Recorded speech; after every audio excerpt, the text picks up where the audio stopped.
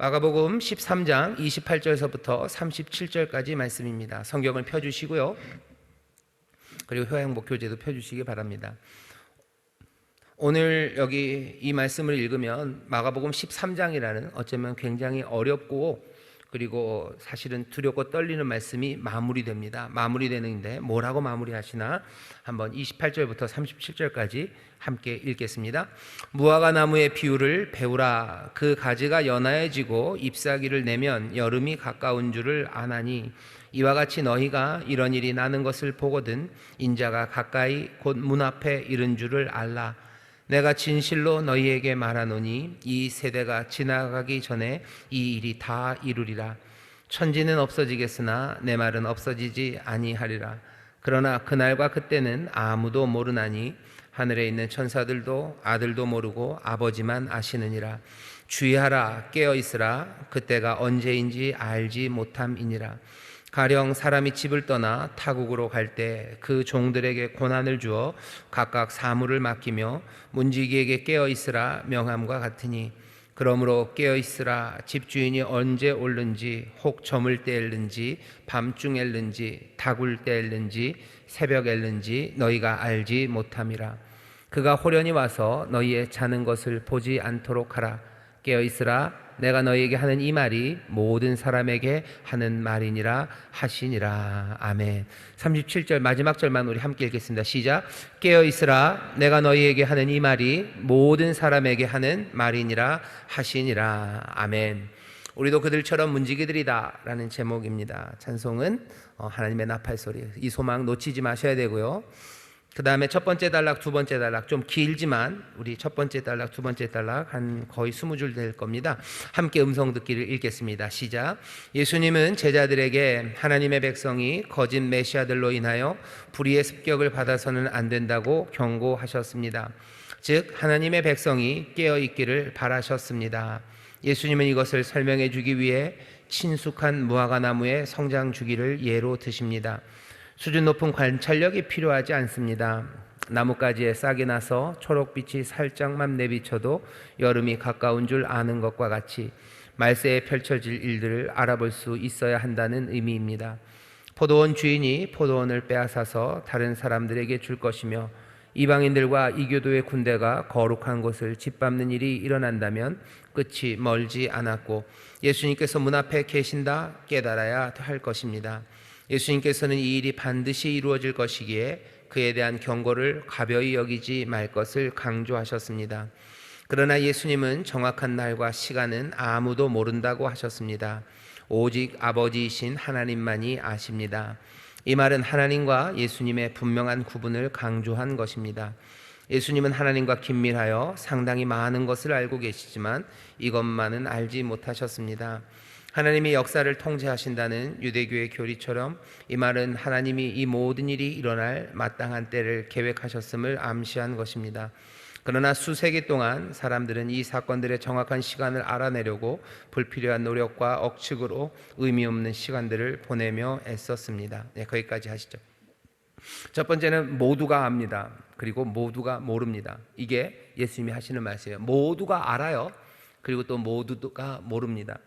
모두가 아는 것, 왜 모두가 알 수 있어요? 이건 수준 높은 관찰력도 필요 없습니다. 예수님이 무화과 비유로 말씀하셨죠. 무화과 비유가 뭐 어렵지 않아요. 아주 간단합니다. 여기 본문 말씀에 보면 이렇게 되어 있습니다. 잎사귀를 내면 가지가 연하여지고 잎사귀를 내면 여름이 가까운 줄을 알아요.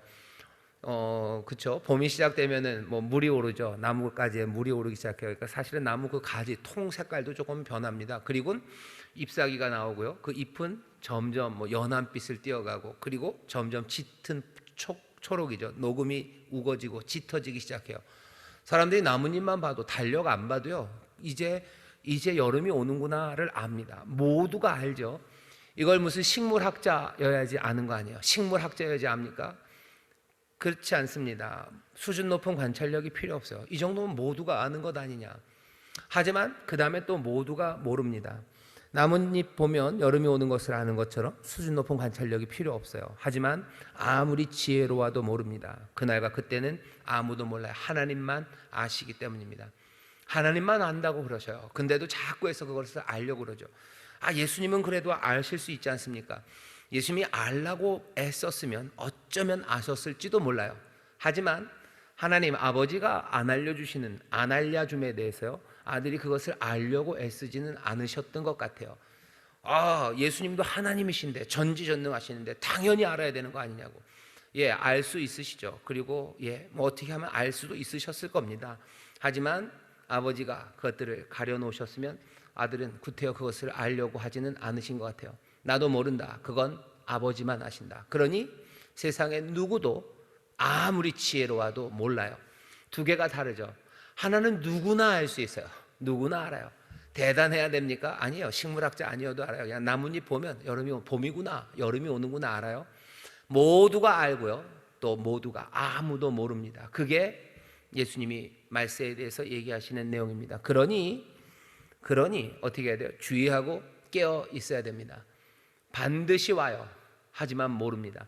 반드시 안 오고 올지 안 올지 모르면요, 까짓것 베팅할 수 있어요. 안 온다에 뭐 거는 거죠. 그러면 나는 묻고 더블로 가는 거죠. 올 수도 있고 안 올 수도 있어요. 한 50대 50 됩니까? 한번 그럼 걸어볼 만해요. 근데 아니에요. 이건 그렇게 50대 50의 얘기가 아닙니다. 이건 나뭇잎 보면 아는 거지. 이건 반드시 와요. 누구나 압니다. 반드시 오는데 언제인지를 몰라요. 그러니 어떻게 해야 돼요? 주의하고 깨어 있어야 되는 겁니다. 방심할 수는 없어요. 왜? 반드시 오기 때문이에요. 그렇다고 해서 언제 오는지를 압니까? 모릅니다. 그러니 어떻게 해야 돼요? 주의하고 깨어 있어야 되죠.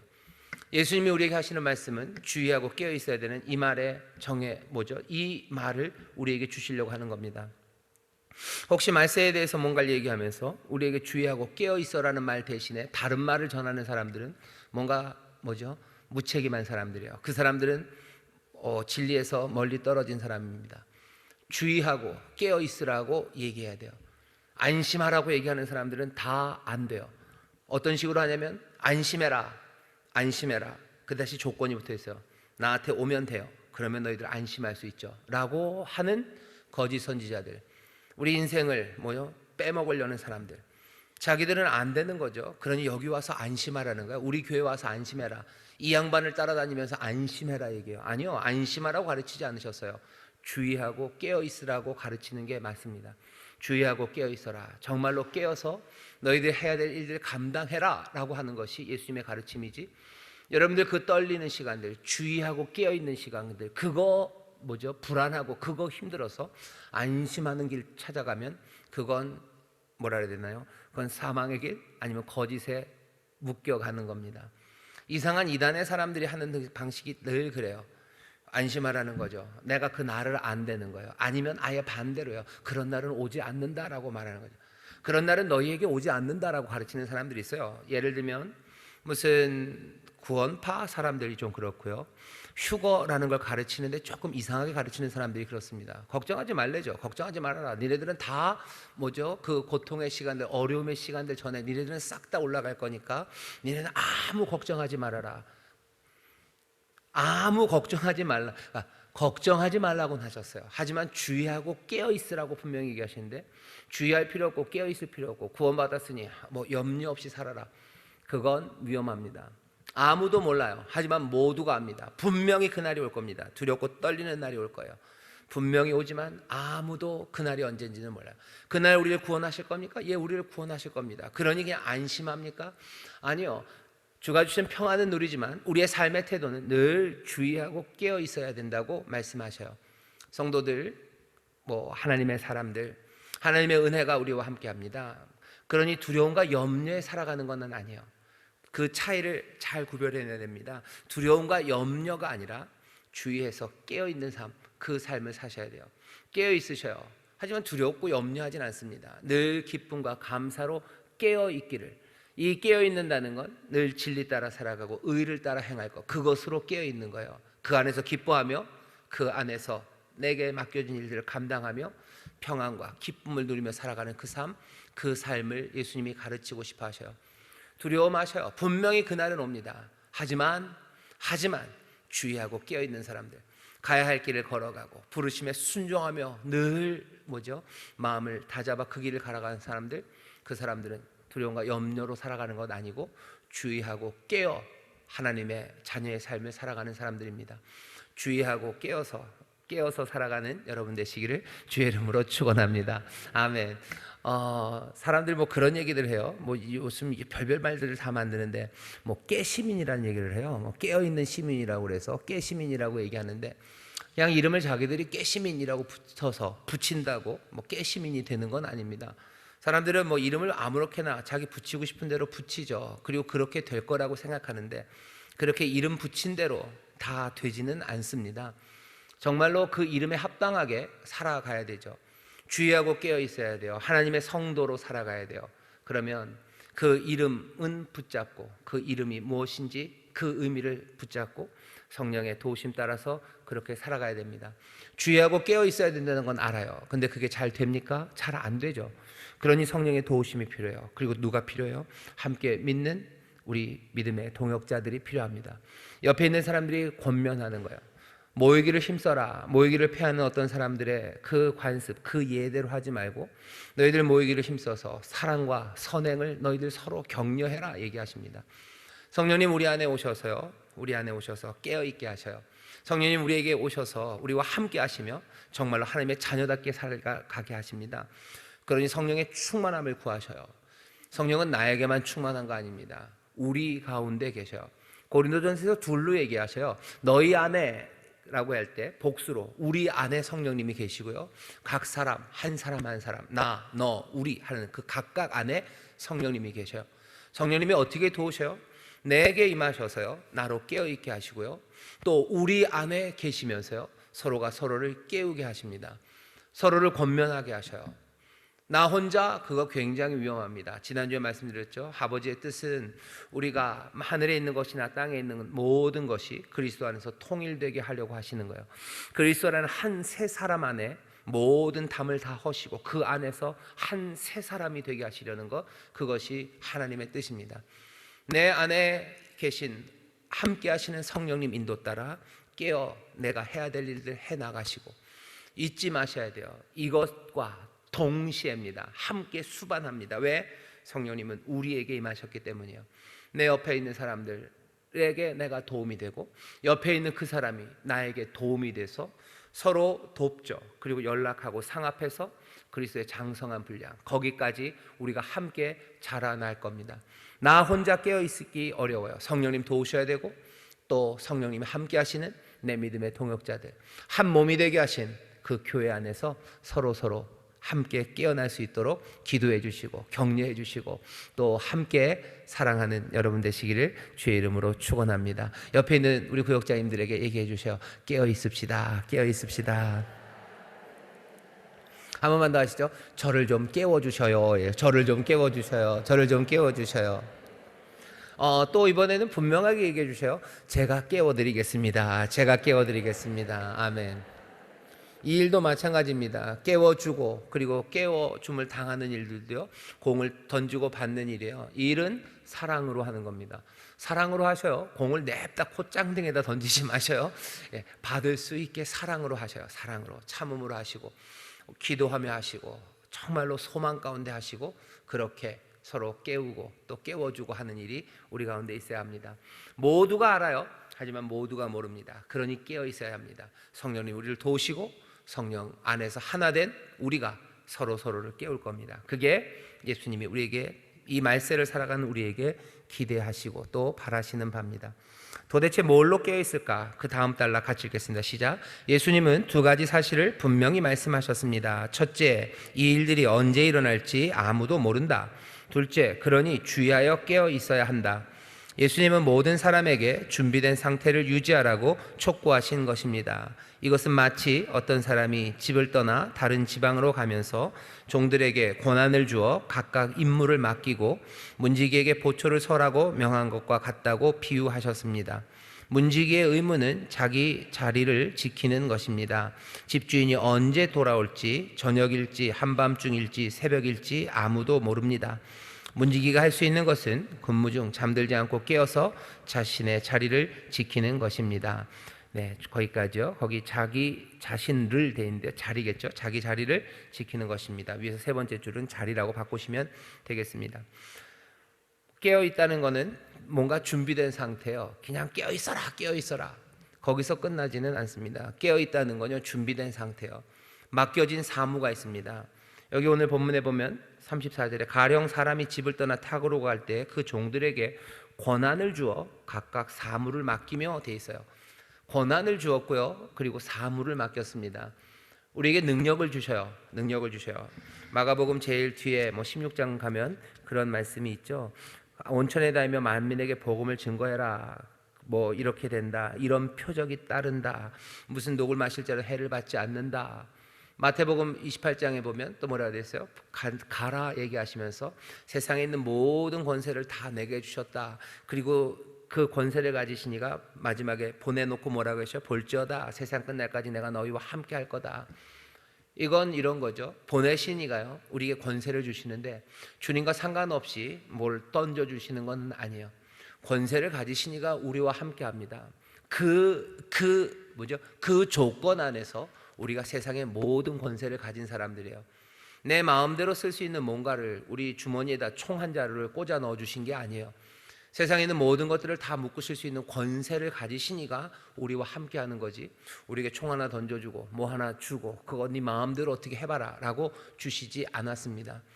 볼지어다 세상 끝날까지 내가 함께한다. 하늘과 땅에 있는 모든 권세를 내게 주셨으니 너희는 가서 제자 삼고 내가 너에게 가르친 것들 사람들한테 가르치고 지켜 행하게 해라. 볼지어다 세상 끝날까지 내가 너희와 함께한대요. 우리에게 맡겨진 일이 있습니까? 예, 맡겨진 사무가 있어요. 우리에게 권한을 주십니까? 예, 권세를 주셔요. 능력을 주십니까? 예, 능력을 주셔요. 그 능력은 그냥 던져진, 그러니까 그냥 생짜의 그런 능력이 아니고요. 그 능력은 주와 함께 주 안에 있는 능력입니다. 성령의 은사를 우리에게 주셔요. 성령의 은사를 옛다 가져라. 그리고 우리가 그거 들고 튈 수 있는 게 아니에요. 왜? 고린도전서 12장에 보면 그런 식으로 얘기합니다. 성령의 나타남을 주신 분이래요. 은사예요. 은사는 선물이죠. 선물이고 분명히 그건 신령한 능력입니다. 하지만 그 능력을 뭐라고 얘기해요? 성령의 나타나심을 주신대요. 그럼 그냥 주시지. 성령님 없을 때도 우리가 써야 되지 않습니까? 그 말은 말이 안 돼요. 왜? 성령님은 우리를 떠나지 않으셔요. 우리가 밀어내고 실망시켜드려도 우리랑 함께하면 우실지는 모르겠어요. 탄식하고 성령님 우실지는 몰라도요, 떠나지 않겠다고 하셨어요. 볼지어다 내가 세상 끝날까지 너희와 함께한다 라고 주님 말씀하셔요. 정말로 주님이 우리와 함께 하시면 주님도 만만치는 않을 겁니다. 주님도 많이 어쩌면 마음 상하실 거예요. 왜긴 왜요? 우리가 알죠. 주님이 우리 때문에 마음 상하시죠. 그러니 여전한 사랑으로 주님이 지금도 오래 참으셔요. 저를 참으시고 안타깝지만 아마 우리 구역장님들도 예수님이 많이 참으실 겁니다. 하지만 거기에 권세가 있어요. 거기에 능력이 그렇게 있는 겁니다. 성령이 나타나시며 권세를 가지시니까 우리와 함께 하시며, 그런 방식으로 우리에게 힘과 권한, 그리고 능력과 권한이라는 건요, 능력도 되고요, 그리고 부여받은 내 것이 아닌 겁니다. 예를 들면 누가 총리가 됐어요. 누가 총리가 되면 그 사람이 총리로서의 권한을 갖습니다. 그 안에서 뭐가 나온 게 아니에요. 위에서부터 주어진 거죠. 그 이름에 합당한 뭔가가 주어져요. 우리도 우리의 능력 안에서 뭐가 길어 올라져서 세상을 다스릴 만한 모든 자질을 갖추었기 때문에 세상을 다스리는 건 아닙니다. 세상을 바꿀 수 있는 것도 마찬가지예요. 우리에게 뭔가가 대단한 연구와 아니면 수련이 있어서 우리가 세상을 바꿀 수 있는 게 아니고, 그 능력과 그 권한을요, 위로부터 우리가 받습니다. 그러니 겸손하게 늘 그것과 연결되어 있기를 바라야 되죠. 늘 주님 따라 주님과 함께 주가 뜻하신 대로 그 권한 그리고 그 능력을 우리가 쓸 것을 기대해야 돼요. 사람들은 그 둘 가운데 둘 다 오해를 해요. 그 능력과 권한이 없다고 생각하는 사람들도 있고요, 어떤 사람들은 반대로 그 권한과 능력을 그냥 내가 받았다고 생각하는 사람이 있어요. 주님과 상관없이. 그러니 아무렇게나 씁니다.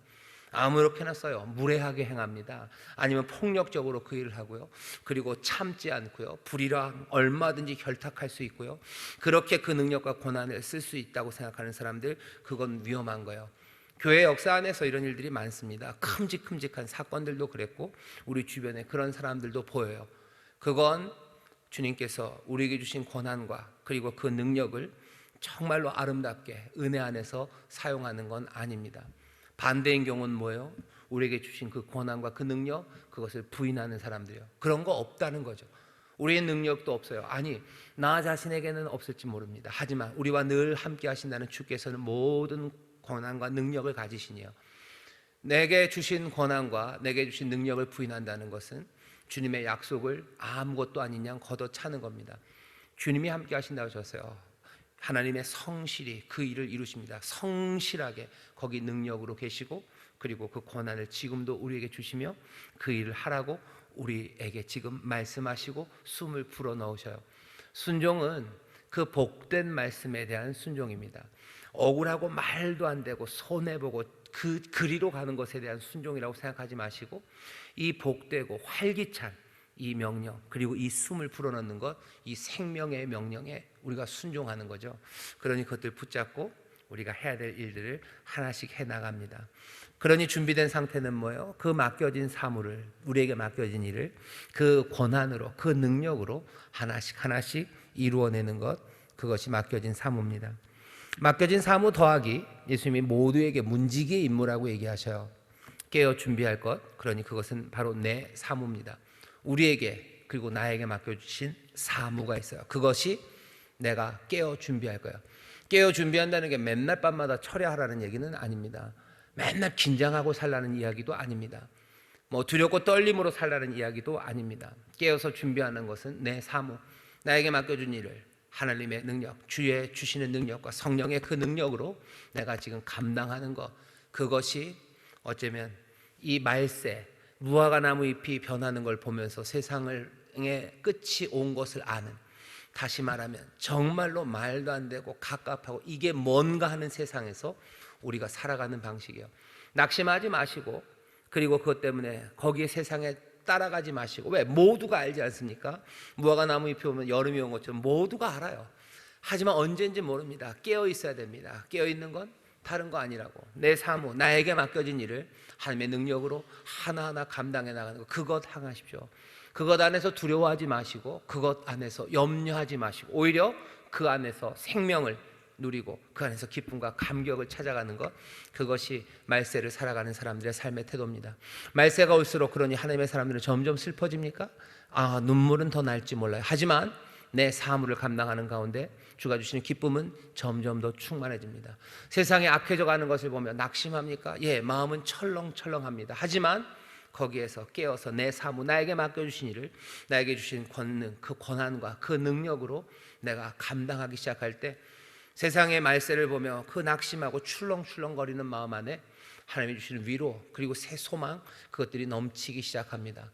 그러니 말세 어려움의 시절이 와도 우리의 입술에서는 하나님을 향한 찬송과 그리고 감사의 노래가 나오기 시작하고, 또 하나님을 향해서 주를 송축하는 노래들, 그 어려움의 세상에 그렇게 할 수 있습니다. 이 시절이 그렇고요, 이 시절에서도 그렇고, 내 인생에서도요, 말세 같은 시간들이 와요. 내 인생에서도 정말로 말도 안 되는 악한 일들이 오는 그때도 나는 거기에 휩쓸려 가지 않을 거예요. 나는 깨어 있을 겁니다. 내 사무, 주가 주신 권한과 그 능력 안에서 내가 해야 될 그 일들을 하나씩 하나씩 감당해 나가는 가운데, 그 내 인생의 그 어두움들, 그리고 내 인생의 그 낙심할 수밖에 없는 그곳에서도 새 소망으로 일어서고 주님을 찬송하는 그런 삶을 살아가게 됩니다. 그게 우리가 이 세상을 찬송해, 이 세상을 살아가는 동안에, 최덕순 장로님이 찬송하지 말라고 그랬는데 가사 모르면 목사님 찬송하지 마셔요. 이런 장로님 얘기를 했네요. 이상하죠. 예, 여기에 대해서는 우리 구역장님들이 저를 위해서 기도해 주셔야 됩니다. 깨어 준비할 것은 내 사무입니다. 자, 그래서 어떻게 해야 돼요? 궁금한 건 하나 있어요. 왜 미리 좀 알려주시지 않았을까? 알려주시면 좋지 않을까? 여러분들 대답을 드릴게요. 미리 알려주시는 게 좋지 않으셨을 겁니다. 먼저는 이건 하나님의 주권으로 좀 남겨놓으신 것 같아요. 생명나무 이거는 먹지 말아라 하시는 것처럼 하나님과 다른 것들을 구별합니다. 이것까지 알려주실 필요는 없을 것 같아요. 이건 내만 알고 있겠다라고 하나님께서 자기의 주권을 그냥 지키시는 것 아닐까. 그리고 그 주권을 지키시는 게 그냥 아무렇게나가 아니라 우리를 더 복되게 살게 하시려고 그 선하신 뜻이 거기에 있으시면서 그것들은 그냥 하나님이 아버지가 혼자 스스로만 갖고 계신 것 같습니다. 그 상태에서 왜 이게 복되냐면요, 하나님의 계획의 성취를 우리가 믿음으로 살게 됩니다. 아마 여러분들 한번 생각해 보세요. 내가 예를 들면 여러분들이 죽는 날이 언제인지 알면 좋으실 것 같으셔요? 좋겠다 싶으신 분도 있으셔요. 그런데 그렇게 모두에게 다 좋지는 않을 겁니다. 아주 성숙하게 그날을 준비하시는 분들이 있겠지만 아닌 분들도 많을 거예요. 세상의 마지막이 알려진다는 건 세상 모든 사람들에게 언제가 끝인지를 알려주는 거죠. 그 혼란을 세상이 감당할 수 있을까? 나는 내 삶을 그렇게 잘 정리하고 그때까지 어떻게 하겠지만 거기 다른 사람들이 하는 여러 가지 일들 가운데 내가 그렇게 될 수 있을까? 내 삶이 그렇게 계획대로 될까? 잘 안 될 겁니다. 굉장한 혼란과 그리고 말도 안 되는 일들이 세상에 벌어지지 않을까? 오히려 하나님께서만 알고 계시고 그리고 그 때를 모두에게 정해주지 않으신 것이 우리가 믿음으로 살 수 있는 그 방법이 아닐까. 거기 안에 하나님의 은혜를 더 누리고 사는 것 아닐까. 내가 언제 죽는지 날짜를 딱 받아놓으면 여러분 같은 경우에는 선하게 어떻게 하실 겁니다. 하지만 악당 같은 녀석들은 어떻게 살 것 같으셔요? 굉장할 겁니다. 사실은 그 전에 죽는 인간들이 훨씬 더 많을 거라고 생각해요. 하나님이 우리의 모든 기도를 들어주시는 것도 마찬가지예요. 하나님이 우리의 모든 기도를 다 단박단박에 적어도 일주일 안에는 다 들어주시면 좋지 않을까. 정말로 그렇게 되면 어떻게 될 것 같으세요? 아마 일주일 안에 지구에 있는 사람들의 한 거의 다 죽지 않을까 싶습니다. 거의 다 죽을 거예요. 거의 다 죽을 겁니다. 사람들의 소원과 기도가 늘 그렇게 선하고 아름다운 게 아니죠. 그러면 도대체 어떤 일이 일어날까? 하나님이 미리 알려주지 않으셔요. 하나님의 주권으로 남겨두시고 그것이 우리에게 더 복되기 때문입니다. 두려움 없이 살 수 있어요. 아는 것들이 있고 가야 할 길이 분명하고 하나님이 은혜로 우리를 채우신다면 우리가 그때가 언제인지 꼭 알아야 될 이유가 없고 오히려 아는 것이 우리에게 더 불리하고 유익이 되지 않을 거라고 하나님이 판단하셨음을 우리는 믿을 수 있습니다. 자, 쭉 나머지 단락을 읽겠습니다. 시작. 삶을 계속 영위하고 의무를 다하며 살아가되 그리스도의 다시 오심과 하나님의 나라가 세워지는 것에 항상 대비하고 있어야 합니다. 예수님은 현 시대 우리에게 미래를 살짝 엿보게 해주셨습니다. 그리고 역사를 돌아볼 때 그것은 이미 쓰인 각 대본도 각본도 아닌 것을 확인할 수 있습니다. 대략일 뿐 충분한 정보는 아닙니다. 상세한 정보로 미래를 아는 힘을 가질 수 있다면 얼마나 좋겠습니까만 우리는 하나님의 강권적인 지배 아래 있어야 하기에 모든 것을 알려주지 않으십니다. 우리는 하나님의 계획이 성취되고 정의가 승리하며 신실한 자들이 명예를 회복하는 것을 믿으며 그것을 위해 순종하고 분투하면 됩니다. 우리에게 주어진 것은 순종을 위한 지침들 뿐이기 때문입니다. 하나님께 순종하기 위해 항상 깨어 있어야 합니다. 날이 밝아 올 때를 깨어서 기다리는 파수꾼처럼 주인이 오실 때를 기다리는 문지기와 같이 하나님의 백성으로 의무와 책임을 다해야 할 것입니다. 그렇게 살아가는 사람들은 말세를 살아가면서도 늘 기쁨과 감사로 살아갈 수 있는 줄 믿습니다. 한 걸음 내딛기 같이 읽어볼까요? 시작. 문지기에게 깨어있으라고 명하셨음을 기억합시다. 그리고 이것이 모든 사람에게 하신 말임을 기억합시다. 맡겨진 일들을 기억합시다. 주님 오실 때 우리는 맡겨진 사물을 잘 감당하고 있어야 할 터인데 자기에게 맡겨진 일을 모르는 사람이 많습니다. 나에게 그리고 우리에게 맡겨진 사무는 무엇일까요? 깨어있는다는 건 내 사무라고 그랬어요. 우리의 사무, 우리에게 맡기신 일이 뭔지 그것들을 모르는 사람들이 많습니다.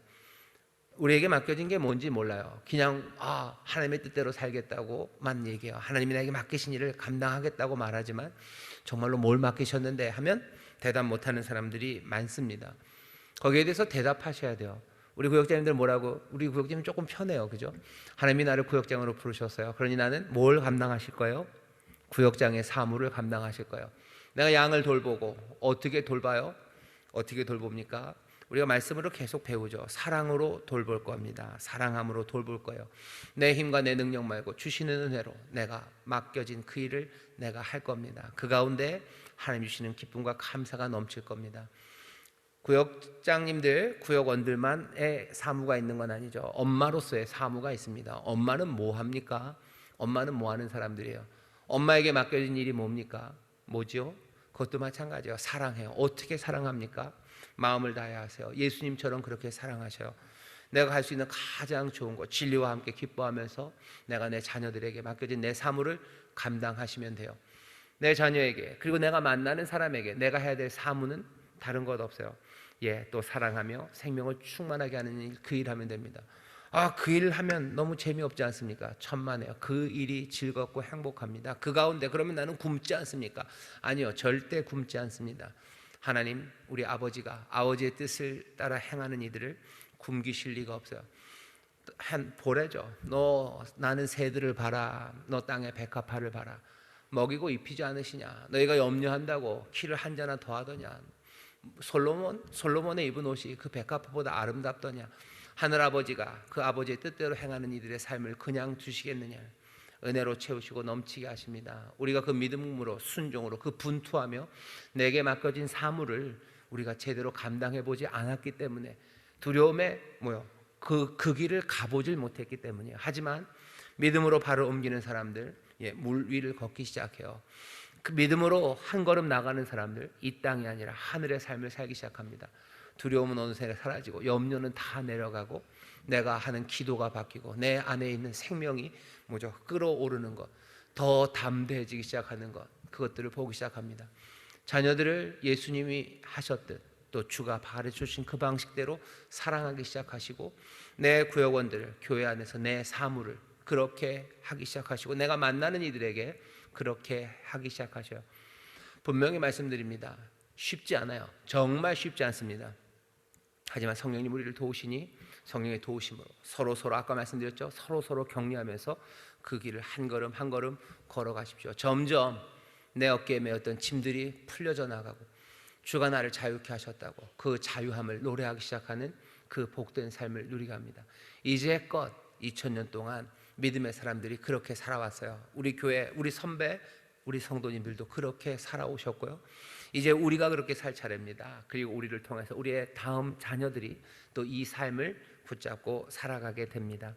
우리에게 맡겨진 사무, 그것을 정말로 예수님과 함께 성령님과 함께 감당해내는 저와 여러분 되시기를 주의 이름으로 축원합니다. 마지막 거 한번 같이 읽겠습니다. 시작. 무화과 나무 가지가 연하여지고 잎사귀를 내는 것을 보면 여름이 가까워 옴을 압니다. 인자이신 예수님이 오실 때가 가까워졌음을 알만한 것이 보이십니까? 무엇을 보고 그렇게 판단할 수 있습니까? 디모데후서 3장 1절부터 5절을 여러분들이 꼭 한번 읽어보세요. 그냥 딱 요즘 얘기입니다. 요즘 얘기예요. 정말 이렇구나. 매스컴이 여러 가지를 얘기를 해서 그런 건지 모르겠는데 요즘 들려지는 이야기는 참 가슴 아픈 이야기들 많습니다. 자기 아이를 자기 아이예요. 진짜로 낳은 아이. 그리고 왜 그랬는지 모르겠어요. 자기 아이들도 있는데 왜 입양을 해가지고 그럽니까? 입양을 네 번째 아이를 입양을 해서 때리고 왜 그랬는지 모르겠어요. 그냥 어쩌다 입양을 한 건지 아니면 그냥 자랑하려고 한 건지 자기 친자식을 때리고 자기 친자식을 성폭행하고 게다가 자기 집 아이도 있는데 입양을 해서 또 때리고 뿐만 아니죠. 부모를 죽여요. 마음에 안 든다고 싸우다 죽이고 그런 일들 들리고 여러 가지 사람들은 진리를 따라 기뻐하는 것 아니고 그냥 떠드는 사람들 이야기 그것들 듣고 다녀요. 지도자는 지도하지 않고 그리고 또 사람들은 자기의 일들을 감당하지 않고 그냥 이렇게 저렇게 휩쓸려서 그렇게 살아가는 그 안타까운 세상이 되어버렸습니다. 우리나라를 위해서 기도해 주셔요. 우리나라를 위해서 기도해 주십시오. 우리나라가 뭐가 좀 특별한 나라인 건 분명합니다. 이렇게 어려운 상황에서 정말로 최빈국에서 이만큼까지 온 나라가 대한민국밖에 없습니다. 정말로 대한민국밖에 없어요. 2차 세계대전 끝나고 많은 식민지에서 벗어났던 나라 중에서 이만큼 된 나라가 있나? 경제적으로 정치적으로 이만큼 발전한 나라가 없어요. 타의 추종을 불허합니다. 여지껏 없었어요. 하지만 또 그렇게 bewilderness죠. 이상해요. 우리나라가 참 이상합니다. 그리고 여러 가지 이상한 게 있어요. 위에서 기도해 주십시오. 그냥 나타나는 것 중에 진짜로 요즘 보면서 좀 이상한 건 신문을 봤더니 어디죠? 그 스타벅스에서 무슨 이 프리퀀시 이런 걸 한대요. 그거 해가지고 무슨 커피를 열 몇 잔이죠. 17잔에다 뭘 해서 하면 무슨 아이스박스인가요? 그 선물을 준답니다. 시작하자마자 벌써 갖고 왔다고 자랑들을 해요. 작년에는 그거 하면서 시작하자마자 어디 한가게에서 100잔을 사셨대요. 그래서 몇 개를 사가지고 그걸 자기가 자랑도 하고요. 돈 받고 팔기도 하고요. 재밌는 건 모르겠습니다. 제가 다 확인 안 해봤어요. 하도 그 얘기를 듣고 제가 미국 스타벅스에 한번 가서 걔네들 홈페이지를 봤어요. 걔네들은 그런 거 안 합니다. 그런 거 없어요. 미국만 아니고 전 세계 어느 스타벅스에서도 그런 거 하는데 없습니다. 우리나라만 합니다. 우리나라만 해요. 이게 이게 무슨 마케팅을 잘하는 거예요? 마케팅을 잘하는 거겠죠. 하지만 그 밑에 깔려 있는 생각이 도대체 뭔지, 그러니까 이해할 수 없는 일들이에요. 이해할 수 없는 일이 그렇게 벌어집니다. 여기 우리나라를 위해서 기도해 주셔요. 왜 이럴까? 뭐가 그렇게 삶이 가벼워졌을까? 왜 그렇게 사람들은 참된 것, 그리고 정말로 가야 할 길, 내게 맡겨진 그 사무 말고 다른 것에 마음 팔리고 그렇게 살아갈까? 이건 쉽지 않은 문제입니다. 심각한 문제고요. 그리고 어떻게 그냥 웃어 넘길 만한 상황은 아닙니다. 다시 한번 스타벅스에서 일하시는 분들에게 죄송하고요. 하지만 생각은 좀 해보셨으면 좋겠어요. 이런 일들이 일어나고 있는 땅에 우리가 삽니다. 우리의 자녀들이 이 땅을 살아갈 거고요. 어쩌면 우리가 그렇게 만들어 놨을 겁니다. 기도하실 때 내 사무, 우리의 일, 아마 그런 여러 가지 증상이죠. 심텀이죠. 우리가 병들고 아파하는 게 어디가 아픈지를 잘 모르는 거고, 그리고 그것들을 어떻게 치료해야 될지 그 방법을 모르는 겁니다. 하지만 우리가 믿는 것은 모든 것의 치료가 되시고 참된 생명을 주시는 이가 우린 누군지 알아요. 우리가 증상 그리고 거기에 원인 그것들을 다 분석하지는 못하지만 우리는 뭐가 있어요? 우리는 그 생명을 만들어내는, 그냥 소위 말하는 만병통치약이에요. 모든 것에 대한 대답, 그 대답을 들고 있습니다. 이 대답이 정확하게, 그리고 이 대답이 정말로 진실되게 전해질 때 이 땅에 고쳐질 것을 우리는 믿어요. 이것들을 설명해내는 것은 사회학자들이 할 겁니다. 그리고 해야 합니다.